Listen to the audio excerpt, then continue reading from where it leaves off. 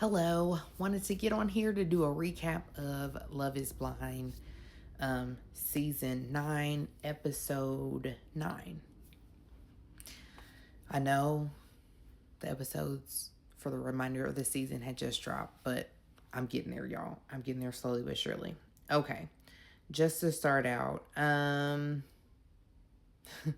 this was disgusting. It was Jordan and Megan.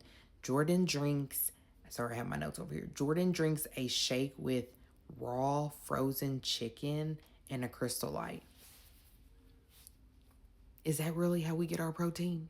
Can we not just like bake the chicken, put some seasoning on it?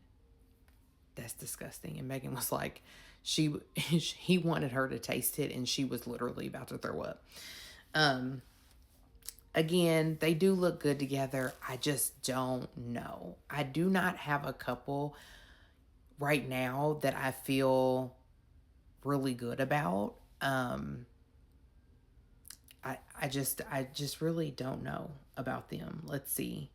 So in this episode, they were looking at houses, and because Jordan's apartment is literally a 1 bedroom, and Luca sleeps in his 1 bedroom. He sleeps in the living room. As he said, it was very modest. So what he was saying was very correct. Um, Jordan was surprised at her price range. So Megan's price range of houses was 1.5 to $2 million. It's as if he like has lived under a rock, and like he's like, oh, is this what adulting is like? Even though, again, he should be the most adult because he has a kid, but we don't all have that same maturity level. Um, and he just is like, oh my God, what are we going to do with all this space? Allie and Anton, for this one, I didn't really have anything written about them. They're just kind of there, trucking along. I'm waiting on Allie to like be more vocal, but I think for her it just takes her time to like process stuff and like figure out how she's gonna go about it, which that's fine. So we'll see about them. Nick and Annie. So Annie meets Nick's parents and brother. They love Annie and they approve of her. Um, I think that drew them closer. So, yeah, they kind of are okay too. Oof. KB and Edmund. Um, Edmund got KB some rollerblades, so we'll see what happens with that. And then Joe and Madison, I didn't write anything for them. Now, the interesting part was the meetup. So all the couples plus the singles met up. I have a lot to say about this. Let's see. Hold on. Um, Patrick was explaining about Casey. Yes, so this was the first time that the group has seen Patrick. He's the one that chose Casey, but really Casey was his second choice. Um, and Casey did not appear, so it was just Patrick. Patrick was explaining about Casey not wanting to see him and how he was just so confused. And Casey told him to tell the guys that they were broken up, but obviously he didn't think that was the case, and he's like, okay, like he went along with it because I think he thought there was hope. And as we knew from the episode when she did say she was kind of done, we knew that they weren't going to be together, but I guess for some reason he did.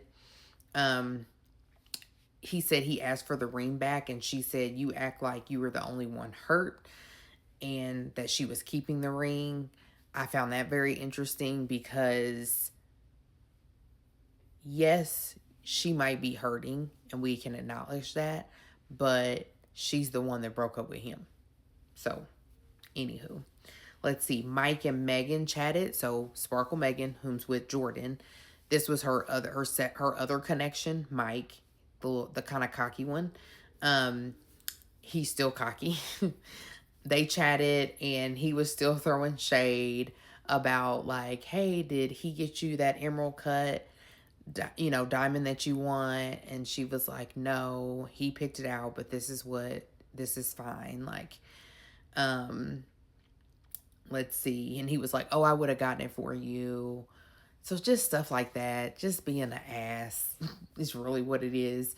Patrick did get to speak with Anna, um, Anna, and that was his original connection. And she like, I think in that episode, he was going to propose. It was the episode that he found out that she had left. So he reunited with her, and they were chatting. She apologized for leaving without saying anything. Patrick told her that he wanted to propose to her, and she said, but you proposed to someone else. So it wasn't going to be me, which I get it from his perspective, but I really feel it from her perspective, because she's like, if it was going to be me, how is it somebody else? How did you propose to Casey? And Patrick didn't do a great job of explaining that, but I think from his perspective, what he was trying to say was, and he did say a little bit of it, I had another connection with Casey. She wasn't necessarily my first connection, but, and he didn't want to be mean to Casey. That's fine. Patrick is a nice guy. He didn't want to throw her under the bus to basically say, that was my second choice, you were my first type thing. So he did kind of look bad. Let's see. And he did say, Patrick did say Casey was my distant number 2. So she kind of just was like, okay, dude, like, thank you so much. I'm so sorry. Like, let's move on. Nick and Katie.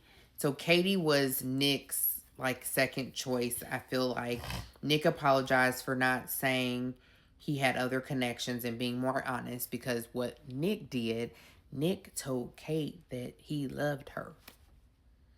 So how you gonna love me but then be with somebody else? It don't work that way.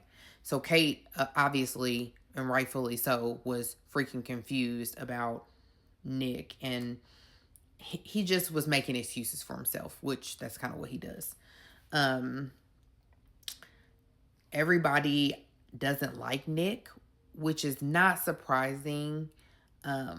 But Joe doesn't like Nick a lot, and he was talking shit about him.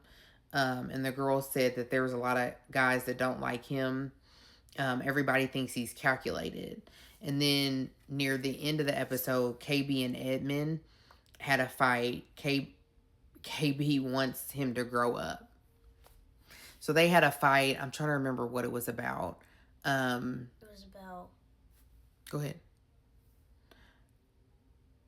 I can't remember. Okay. And so they, yeah.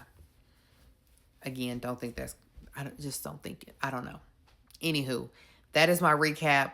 What were your thoughts on this episode where the couples met the singles and the singles met the couples? What's your opinion? Comment down below, like, subscribe, and follow. Bye.